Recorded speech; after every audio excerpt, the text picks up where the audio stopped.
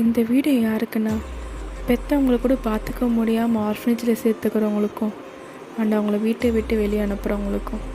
இன்றைக்கி உங்கள்கிட்ட எல்லாமே இருக்கலாம், ஆனால் நீங்கள் குழந்தையாக இருக்கும்போது உங்களை பார்த்துக்கிட்டவங்க அவங்க.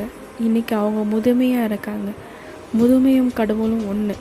அந்த கடவுளை நீங்கள் வீட்டை விட்டு வெளியே அனுப்பிட்டு கடவுள்கிட்ட போய் எனக்கு இது வேணும் அது வேணும்னு கேட்டால் எந்த கடவுளுங்க உங்களுக்கு எது கொடுப்பாங்க? இப்போ நீங்கள் நினச்சிருக்கலாம், அப்பா நிம்மதியாக இருக்குது, எனக்கு எல்லாமே கடவுள் தராருன்ட்டு.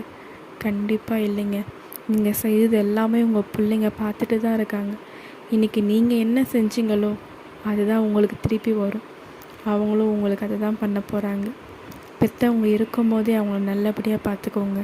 அவங்க போனதுக்கப்புறம் நீங்கள் என்ன அழுந்து புலம்புனாலும் என்ன மன்னிப்பு கேட்டாலும் நீங்கள் செஞ்ச பாவத்துக்கான பலன் எப்பவும் கிடைக்காது. Save your parents.